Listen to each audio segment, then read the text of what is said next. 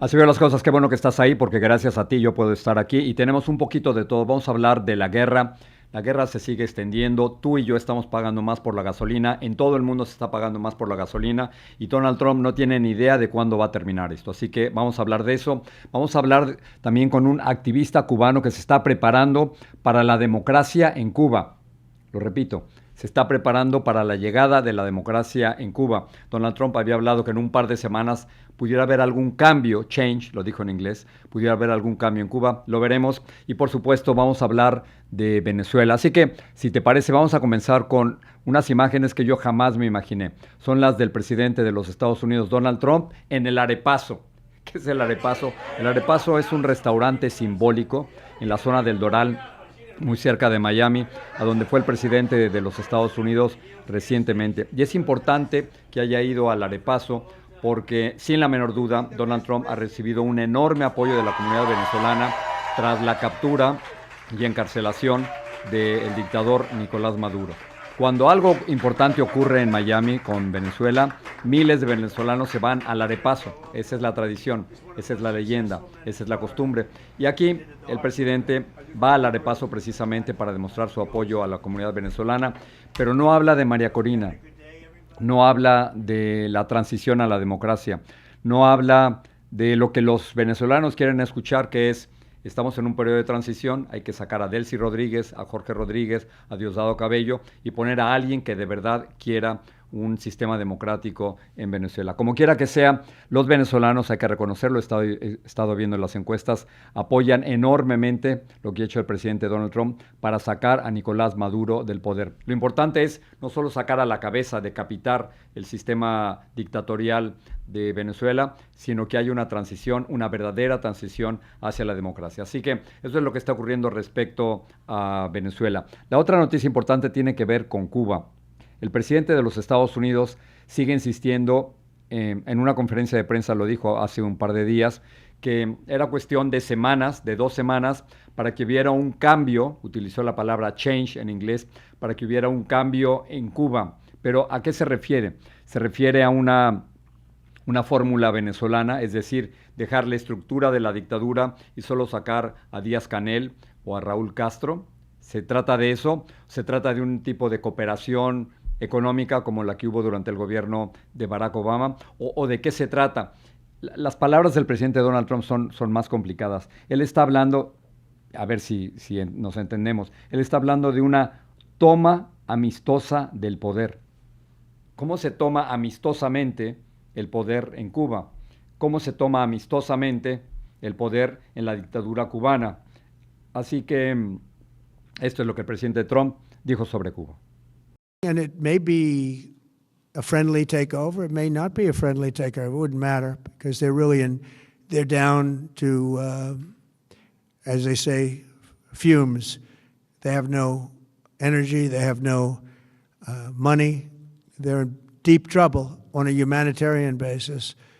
And we don't want to see that, but they were very, very bad to a lot of people, as you know, and a lot of people living the Cuban-American vote, which I got at record levels. Very important. Those people are very important to me. I know what they went through. They went through hell. Some of them have gone on to be some of the most successful people in the country. Cuban-American business people, some of them are like the most successful in the country. And a lot of them are friends of mine because I've been fighting this battle with them for a long time.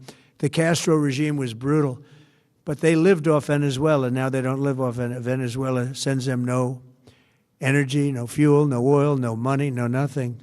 They lived without Venezuela. They couldn't have made it. And we cut them off from everything else. So, they're going to make either a deal or we'll do it just as easy anyway. Efectivamente, el presidente Donald Trump en sus palabras dice que habrá algún tipo de acuerdo para tomar el poder en Cuba y que si no hay un acuerdo con la dictadura cubana, que de todas formas lo van a hacer. Eso por una parte. Por la otra, me pareció muy bien que el presidente hablara del voto cubano. El voto cubano ha sido esencial para el presidente en el total del voto latino, pero yo conozco a muchos cubanos que se sienten traicionados, ¿sí? Se sienten traicionados por Donald Trump. ¿Por qué? Porque les ha pedido su voto y ahora los quiere deportar. Jamás me imaginé que yo en Miami alguna vez estaría reportando sobre la posibilidad de cubanos deportados a la dictadura, pero eso es lo que está ocurriendo con el presidente Donald Trump. Como quiera que sea, el tema que está generando esperanza en muchos cubanos es que por primera vez en 67 años podría haber un cambio en la isla y ojalá que este cambio tenga que ver con un sistema democrático. Pero vamos a ver exactamente cuál es este tipo de acuerdo del que está hablando el presidente de los Estados Unidos. Vamos a hablar ahora de la guerra. Estamos en la segunda semana. No ha sido tan fácil para los Estados Unidos esta guerra junto a Israel en contra de Irán. Y lo más interesante de todo es que Irán ha resultado ser un enemigo insospechado, un enemigo que no se rinde. Estamos en la segunda semana y a pesar de los bombardeos, miles de bombardeos por parte de los Estados Unidos y de Israel, Irán no se rinde. Y parece ser que la estrategia es crear un caos económico. La estrategia de Irán es crear un caos económico y extender la guerra lo más posible para que Estados Unidos se asuste y se retire, para que se declare ganador de la guerra y que entonces los deje en paz. Eso por una parte. Por la otra, ustedes se acuerdan que en las primeras declaraciones del presidente Donald Trump, él decía que la guerra terminaría muy rápidamente, por una parte, y por la otra, le pedía a los iraníes que se sublevaran, que se rebelaran para que tomaran el poder. Actualmente nadie está hablando de democracia en Irán, nadie está hablando de sublevación, no hay ni siquiera protestas por el miedo que hay al régimen, de tal manera que hay muchas dudas sobre si la estrategia del presidente Donald Trump es la correcta. Primero, que el petróleo está aumentando en todo el mundo, porque al estar cerrado el estrecho de Hormuz, donde pasa una quinta parte del petróleo, ciertamente esto aumenta los precios en todo el mundo, no solo en los Estados Unidos, sino en todo el mundo. Y luego, el presidente no parece tener una idea muy clara de cómo terminar la guerra. Comenzó la guerra contra Irán, pero ¿cómo la terminas? ¿Cuándo la terminas? ¿Cuál es el objetivo? Esto se lo están preguntando a Pete Hegseth, el secretario de Defensa. Perdón, no le gusta que le llamen secretario de Defensa, le gusta que le llamen secretario de Guerra, y ciertamente con la guerra en Irán se han ganado el título. Así que Pete Hegseth, vamos a escucharlo aquí, hablando sobre cómo, dice, estamos ganando. On day 10 of Operation Epic Fury, we are winning, with an overwhelming and unrelenting focus on our objectives. We will not relent until the enemy is totally and decisively defeated. But we do so on our timeline and at our choosing. For example, today will be yet again our most intense day of strikes inside Iran. The most fighters, the most bombers, the most strikes. Intelligence more refined and better than ever. So that's on one hand. On the other hand, the last 24 hours have seen Iran fire the lowest number of missiles they've been capable of firing yet. You see, this is not 2003. This is not endless nation building under those types of quagmires we saw under Bush or Obama. It's not even close. Perdón, pero no entiendo, no me queda claro. ¿Cómo se declara victoria? ¿Qué es la victoria para los Estados Unidos? Originalmente se pensaba que la victoria era el asesinato del Ayatollah Khomeini. Eso no ha sido declarado, por supuesto, como victoria por parte de los Estados Unidos. ¿Cómo se declara victoria? El destruir todos los armamentos nucleares de Irán. Eso no ha ocurrido, o por lo menos no tenemos evidencia de eso. ¿Cómo se declara victoria con un cambio democrático en Irán? Eso definitivamente no lo estamos viendo. Así que, ¿cuál es la victoria? ¿Cómo se declara la victoria? Porque lo que estamos viendo es que había un Ayatollah Khomeini y ahora hay otro Ayatollah Khomeini, quizás tan duro o más duro que su padre. Mojtaba Khomeini es el nuevo Ayatollah, es el nuevo líder moral y líder político de Irán. Tiene 56 años de edad, pero acuérdense, imagínense el odio que lleva cargando. Mataron a su padre, mataron a su madre, mataron a su esposa, mataron a uno de sus hijos. Él es el encargado en estos momentos de Irán. Y lo único que ha hecho Estados Unidos es cambiar un ayatollah por otro ayatollah. Eso es todo. La posibilidad de un cambio democrático es en estos momentos totalmente impensable, pero Pete Hegseth sigue insistiendo en que van ganando y estos son sus objetivos. The new leader of Iran, he would be wise to heed the words of our president, which is to not pursue nuclear weapons and come out and state as such. As far as his status, that's not something I can comment on right now. Pero es que parece que estamos igual que antes de la guerra. O sea, lo que le están pidiendo al nuevo ayatollah es que no cree armas de destrucción masiva, que no produzcan armas nucleares, y eso es exactamente en el mismo lugar donde nos encontramos antes de la guerra y donde nos encontramos en este momento. El caso es que el liderazgo en Irán ha podido reproducirse y continúa, por supuesto, al frente del país. Las amenazas continúan. Insisto, una de las cosas que más ha sorprendido a los analistas militares es que Irán no se ha rendido, Irán continúa luchando, y no solo eso, sino el encargado de la seguridad en Irán, el secretario de seguridad en Irán, acaba de amenazar al presidente de los Estados Unidos, Donald Trump, y lo ha hecho en farsi. الان چه حرفی میزنه آقای ترامپ؟ میگه ما برای رهبر ایران ترور کردم. به شهادت هستم. میگه برای رهبری آینده من باید نظر بدم. به نظرم خیلی آدم عقب افتاده است. نمیدونه. بابا هیچ کشور اینو نمی‌کنه، مخصوصا ایرانی‌ها که ایرانی‌ها همیشه از خودشون یه بلوغ فکری نشون دادن، صاحب تمدنن. اینا میاد تو انتخاب بکنی. آخه خیلی احمقانه است این فکر. اینه امریکایی‌ها. چرا مردمو داره فشار قرار میدن؟ چون میخوان مجازات کنن مردم. چون میگفته بودن ما ضربه میزنیم شما بیایید. نیومدن. Irán sigue desafiante. El que acaban de escuchar en farsi es el secretario de Seguridad de Irán. No lo asesinaron, al igual que una buena parte del grupo de liderazgo de Irán en los primeros ataques, y está amenazando directamente al presidente de los Estados Unidos, Donald Trump. Es decir, la actitud de Irán sigue totalmente desafiante. Tengo unas imágenes de los últimos ataques de Israel en contra de misiles iraníes. Estas son las imágenes. Lo que ha ocurrido es que hay miles de bombardeos por parte de los Estados Unidos. Primero se fueron a sitios estratégicos donde estaba el liderazgo iraní, prácticamente lo han decimado. Y luego, ahora, la segunda etapa de bombardeos tiene que ver con los lugares donde están saliendo misiles iraníes, y la idea de los Estados Unidos y de Israel es precisamente destruir eso para ir limitando el impacto de la guerra. Muy bien, el impacto de la guerra lo sientes tú y lo siento yo, totalmente. Al principio era solo una idea, esta es una guerra en Irán, se va a concentrar dentro de sus fronteras. Lejos de eso, la guerra en Irán se ha extendido a todos sus vecinos y nos está tocando. Parte del objetivo de este programa es precisamente conectar las grandes noticias contigo, es decir, cómo la guerra en Irán te afecta a ti. Y ahora esta es una de las mejores maneras de demostrarlo. Quiero que veas esta gráfica que acabamos de producir.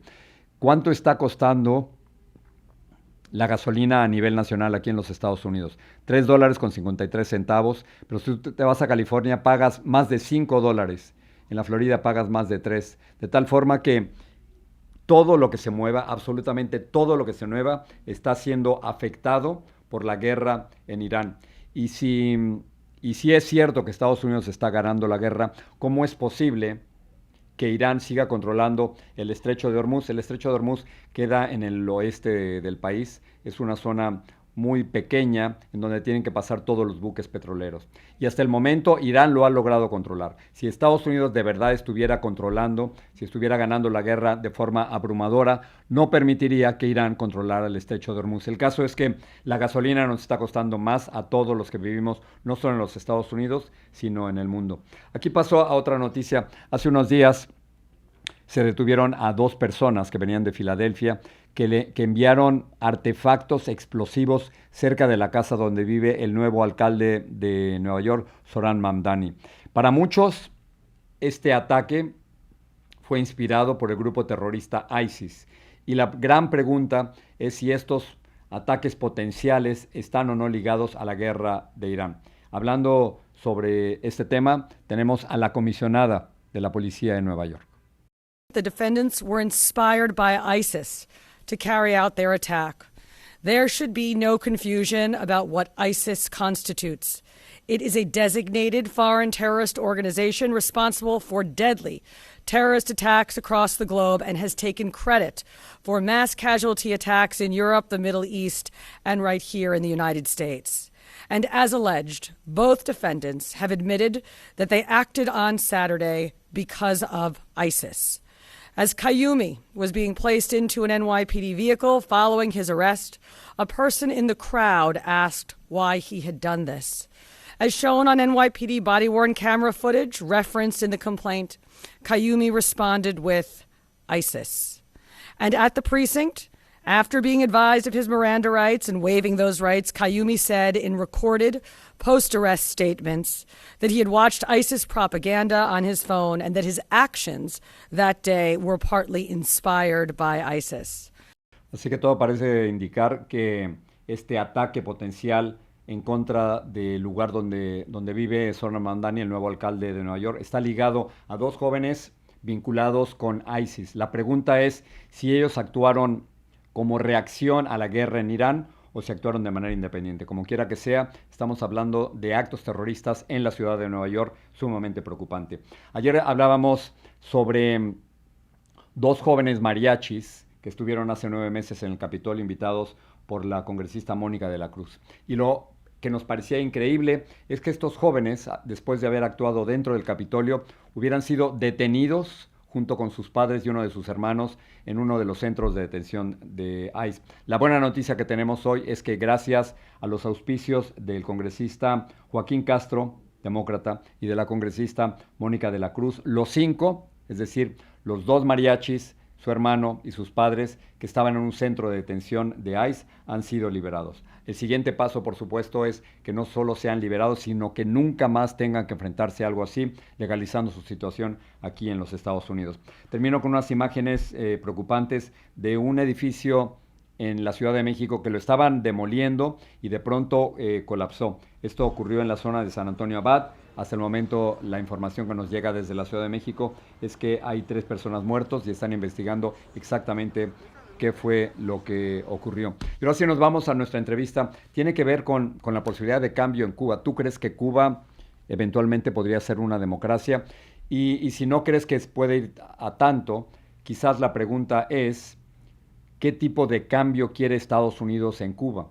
¿Y cuándo va a realizar este cambio? Donald Trump sugería que en 2 semanas podría concentrarse, dejar a un lado la guerra en Irán y concentrarse en el tema cubano. Pero ¿cuál sería el cambio en Cuba? Sobre esto tuve una muy interesante conversación con Wilmer Toledo, un activista cubano que vive en España. La entrevista ahora mismo. Y antes de continuar, queremos agradecer rápidamente a nuestro patrocinador CyberGhost VPN. Con más de 38 millones de usuarios en todo el mundo, es uno de los servicios de VPN más recomendados del mercado. Pero ¿por qué necesitas un VPN? Aunque uses el modo incógnito, tu proveedor de Internet, tu trabajo, tu escuela o incluso tu red Wi-Fi puede seguir tu actividad online.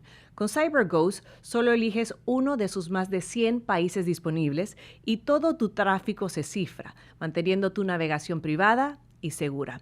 Además, CyberGhost te permite desbloquear contenido en más de 40 plataformas de streaming como Netflix, Amazon Prime, Disney Plus y muchas más. Simplemente cambia tu ubicación virtual y accede a mucho más contenido o incluso a mejores precios online. Funciona en Windows, Mac, iOS y Android y puedes proteger hasta 7 dispositivos al mismo tiempo, ideal para compartir con familia o amigos. Y usando el enlace en la descripción, obtienes un 84% de descuento más 4 meses gratis con una garantía de reembolso de 45 días. CyberGhost es una opción que recomendamos y al usar nuestro enlace también apoyas el canal. Ahora sí, sigamos con el video.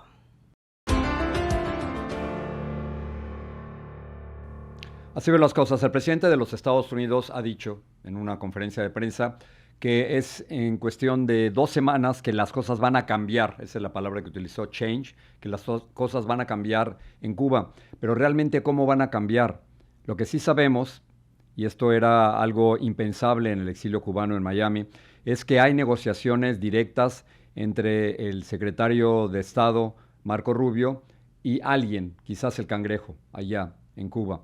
Pero realmente podemos esperar un cambio pronto en Cuba, y si se diera un cambio en Cuba, ¿cómo sería? Para hablar de todo eso me acompaña ahora aquí en el video podcast Wilmer Toledo Castellón.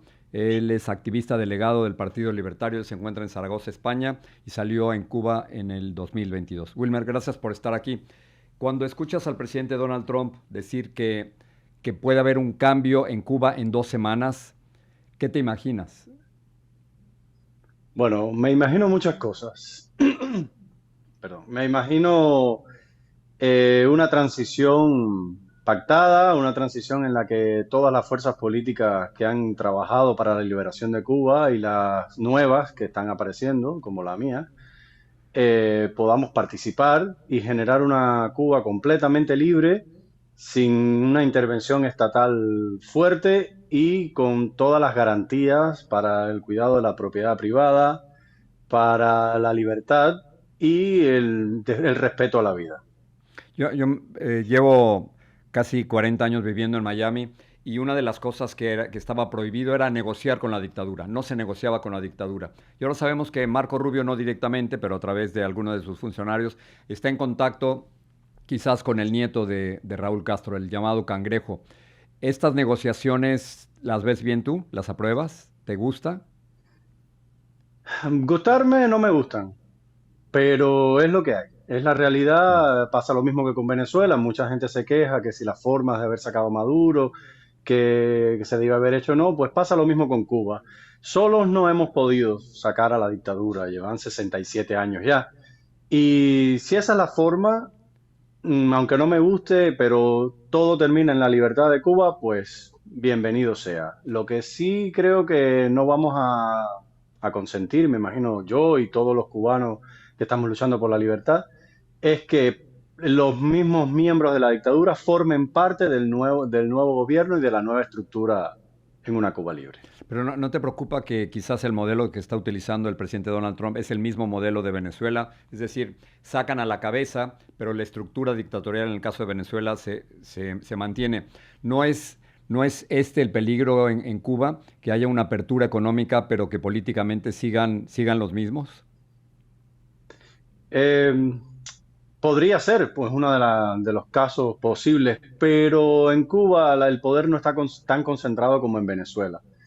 Está más disperso entre toda la cúpula dirigente, entre los generales, en Gaesa, en la inteligencia. Raúl, aunque tiene el poder, porque es la realidad, no tiene concentrado el poder como lo tenía el triunvirato este en Venezuela, que es Diosdado Cabello, de Maduro y Padrino. Y como está más disperso, no creo que sea una solución viable. Yo creo que una negociación en la que todos estos generales se retiren y cedan a una transición pactada de empezar a mostrar las fuerzas políticas que podrían gobernar a Cuba y entonces ir a unas elecciones, creo que sería la opción más viable. Pero, ¿lo ves esto posible, Wilmer? Tú saliste en el 22 de Cuba. Yo he seguido desde lejos cubriendo Cuba durante décadas. Yo no veo jamás, nunca he sentido jamás ninguna vulnerabilidad o deseo dentro de la cúpula del liderazgo en Cuba de que van a ceder algo, un poquito de poder, ni siquiera una pulgada. Entonces, no veo dónde está ese margen de negociación, pero no sé cómo lo ves tú. A ver, en mi experiencia muy personal, ellos no quieren ceder el poder, ya lo hubiesen hecho. Pero sí que lo van a tener que hacer. Ya no tienen el apoyo del dinero venezolano. Si miramos la geopolítica de Latinoamérica en estos momentos, desde que Venezuela, desde que se extrajo a Maduro y desde que Cuba no tiene los recursos económicos Mm. para interferir en elecciones y procesos de América Latina, ha ido ganando la derecha. Por tanto, ya saben que no tienen la fuerza y el apoyo internacional que tenían antiguamente y que no van a tener mucho más margen de negociación a medida que pase el tiempo. De buena gana, obviamente no lo van a hacer, pero creo que en el sentido común, que tienen muy poco, la dictadura tiene muy poco sentido común, la verdad, creo que sí van a llegar a cierto pacto. ¿Qué podría suceder? No van a poder pactar con todas las partes, porque son muchos, el poder está disperso, pero sí van a pactar con las caras más visibles, con la cúpula, y entonces habría que intervenir para que no se empiecen a formar pequeñas facciones que quieran agarrar el poder de una forma u otra. Una de las cosas que me llama la atención es cómo Miguel Díaz-Canel, el dictador cubano, parece estar lo han echado a un lado. Estaba leyendo un reportaje del Miami Herald, quien decía que Díaz-Canel es visto como un obstáculo, esa es la palabra que ellos utilizan, como un obstáculo en estas negociaciones. ¿Tú ves el escenario posible en que Díaz-Canel quedara a un lado para que los Castro, incluyendo el Cangrejo y Raúl, mantuvieran el poder en Cuba? A ver, yo considero que Díaz-Canel tiene el mismo poder que una piedra, tanto de negociación como para tomar alguna decisión en Cuba. Ese señor no puede respirar si a Raúl Castro no se lo dice. Él Hombre, pero simplemente Raúl es la tiene cara 94 visible. años, Wilmer, ¿no? O sea, está en las últimas. Sí. Ah, no, tal cual, pero igual Pero tú Díaz-Canel crees no que tiene sigue poder real. gobernando, él sigue gobernando Cuba, ¿tú crees? Sí, sí, él sigue gobernando junto con todos los generales históricos de la revolución, que son los que controlan sobre todo el poder económico y la inteligencia, que son las que están infiltradas por todos los sitios del mundo y los que van captando información y se la van alimentando a la dictadura. Pero Díaz-Canel fue simplemente una marioneta pactada que le dijeron, tú vas a dar la cara. Y yo creo, esto es una opinión muy personal, que siempre fue más bien, vamos a poner a este señor aquí para que cuando pase algo, el juicio vaya contra él, todas las medidas coercitivas vayan contra él y no contra nosotros, cuando digo nosotros, digo Raúl Castro, Ramiro Valdés y toda la cúpula, porque no, nosotros cedimos el poder en un proceso democrático en el que se eligió un presidente. Más Déjame, bien va a ser el chivo expiatorio. déjame preguntarte cuál es tu responsabilidad y la de los millones de cubanos que viven en el exilio para que todo esto se dé. Tú estás en el Partido Libertario. ¿Qué pueden hacer ustedes desde España? ¿Qué puede hacer el exilio cubano desde Miami? ¿Qué puede hacer el exilio cubano desde Nueva York? ¿Cuál es su responsabilidad? ¿Cuál es su rol? Bueno, aquí en España lo que hice en el Ayuntamiento de Zaragoza, que apenas Maite, la presidenta de la Asociación de Cubanos Libres de Zaragoza, se enteró de que iban a presentar el partido Zaragoza en Común, que es una coalición de partidos de ultraizquierda, que iban a presentar la moción para condenar el bloqueo. Bueno, contactamos, nos pusimos de acuerdo y dijimos, bueno, esto no lo podemos permitir y de ahí salió el discurso de 4 minutos que se ha hecho viral. Esa es nuestra responsabilidad. Y desde el Partido Libertario, que es una corriente que a pesar de que es clásica, viene desde el siglo XIX, ahora está tomando mucha más fuerza, queremos seguir transmitiendo las ideas de la libertad, del respeto a la vida y de la inviolabilidad de la propiedad. Entonces, también he sido fundador del Partido Libertario Cubano, que originalmente era el Movimiento Libertario Cubano, que surgió para dar la batalla cultural e ir enseñando a los cubanos de dentro y de fuera por qué el libertarismo es una de las opciones más viables para una Cuba libre en la que el Estado sea muy pequeño, mínimo, y si desapareciera, bueno, ya eso sería otro tema, un Estado mínimo que intervenga lo menos posible en la vida de las personas y que la sociedad pueda libremente hacer todo lo que quiera. Crear escuelas, hospitales, cultivar lo que prefieran, relacionarse de las maneras que quieran. Y entonces el movimiento creció y decidimos pues transformarnos y convertirnos en el Partido Libertario Cubano, que ya nos encontramos en las redes, en X, en Instagram, por Facebook, y hemos presentado la carta de principios para lo que ocurra después en una Cuba libre. También hemos presentado planes para desestatizar la educación, o sea, quitar el Estado completamente de la educación, de cómo mejorar la salud. Hemos hecho planes en escalas de tiempo para en un inicio resolver los problemas que haya que resolver. Si llegamos al poder, lo mismo podría ser justo cuando haga una transición o un poco más adelante, y hemos ido difundiendo nuestras ideas que, repito una vez más, son siempre el respeto irrestricto al proyecto de vida del prójimo, a la libertad, a la propiedad privada y la igualdad ante la ley. ¿Tú quieres regresar a Cuba? Sí, ¿Tú en una quieres Cuba dirigir libre, Cuba o sí. tener algún puesto de liderazgo en Cuba? Si pudiera, me encantaría estar en el Ministerio de Educación para desarmar toda la educación ideológica y política que ha armado el castrismo. Es Ese que sería tu trabajo trabajé ideal entonces, Wilmer.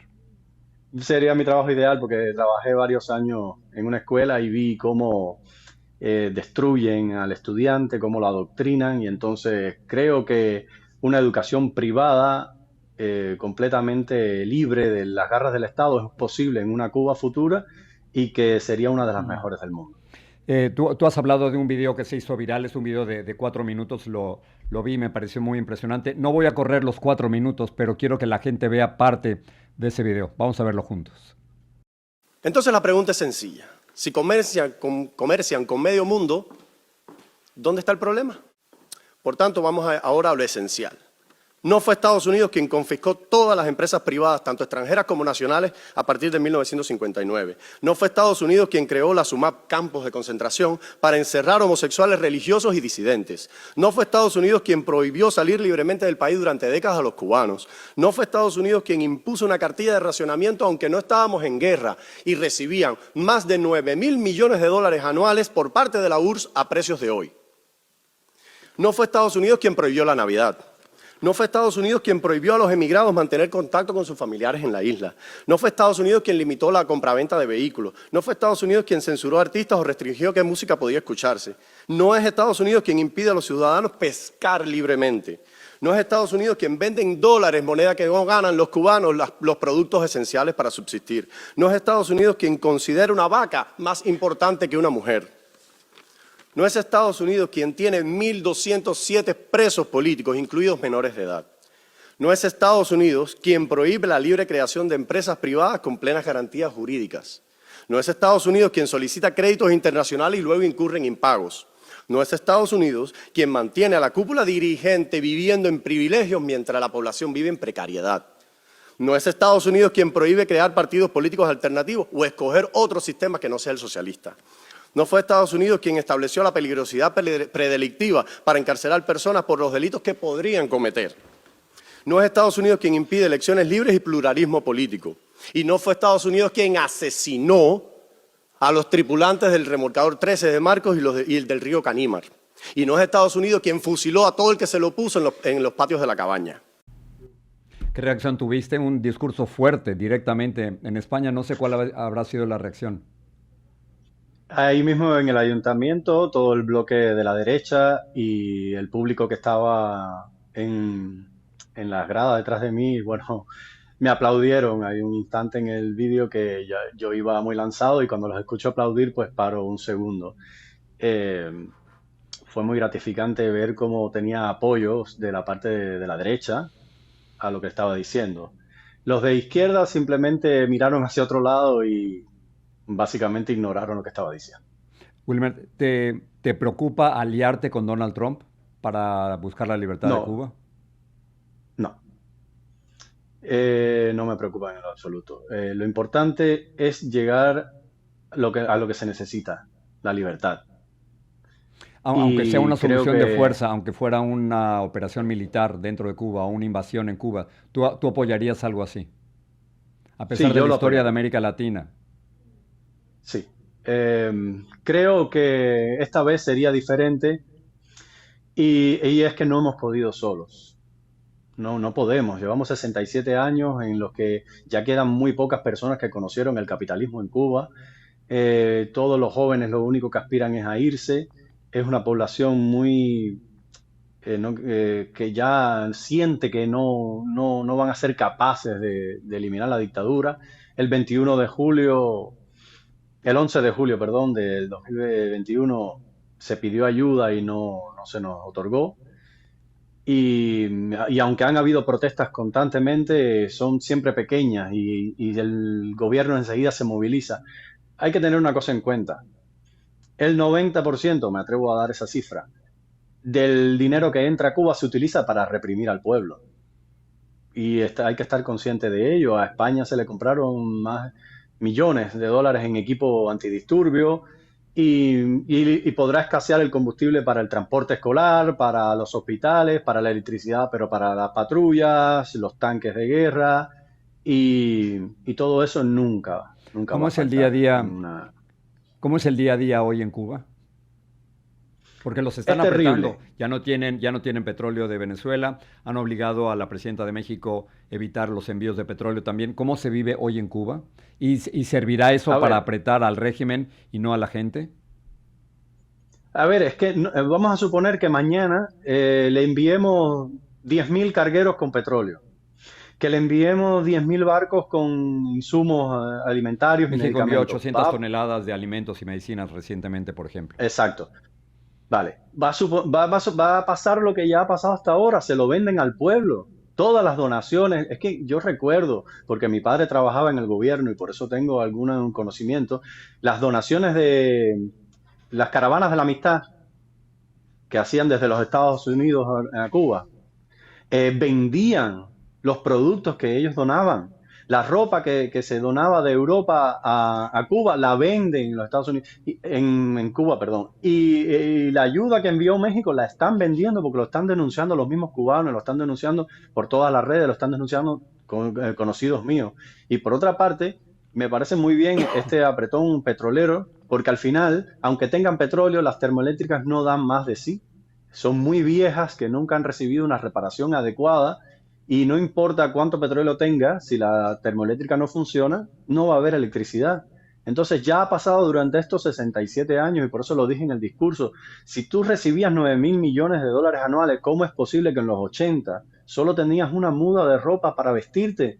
Existía la famosa cartilla de racionamiento de productos industriales, en los que una persona tenía que escoger o se ponía calcetines o se ponía una camisa, las mujeres o un bloomer o una blusa.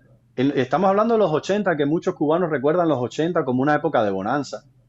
Y estaba la Unión Soviética y aún así había escasez, había apagones, no había casi transporte, el parque vehicular muy viejo.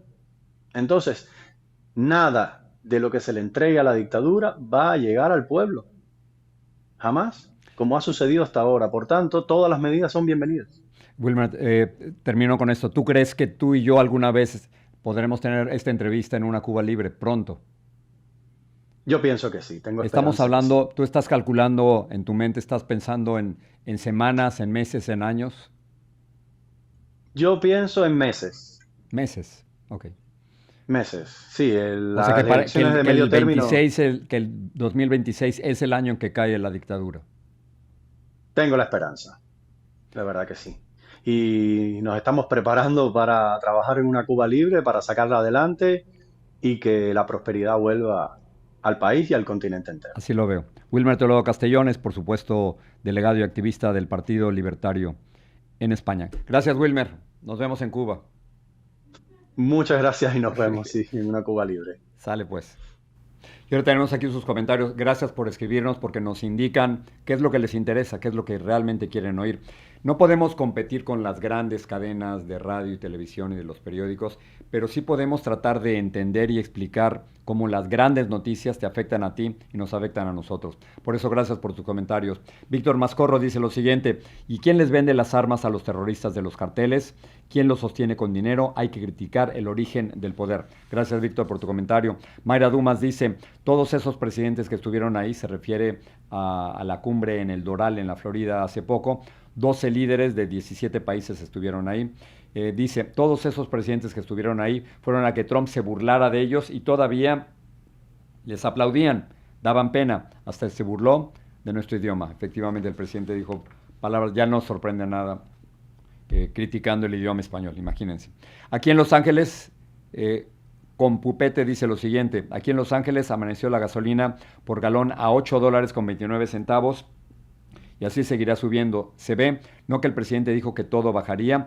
Nuestras cifras son un poco distintas, no están en $8, pero sí están en $5 en algunas zonas de Los Ángeles. La guerra nos está afectando a todos. No puede decirse que la guerra está solo realizándose en las fronteras dentro de Irán. Por supuesto que no. Todos los vecinos de Irán han sido afectados y ahora, si siguen controlando el estrecho de Hormuz, todos nosotros vamos a seguir pagando más por la gasolina. Ese es el primer impacto directo de la guerra aquí en los Estados Unidos. Gracias de verdad por estar ahí, gracias por apoyar nuestro periodismo y nos puedes seguir apoyando. Ya tenemos más de 400,000 suscriptores, pero queremos muchos más, así que lo único que tienes que hacer no te va a costar nada, es totalmente gratis. Ahí en tu pantalla, en la parte de abajo, hay un botón. Lo aprietas, te suscribes y te estaremos dando todos los días la información más importante de cómo esas grandes noticias te afectan a ti y a mí. Gracias por estar ahí y así veo las cosas.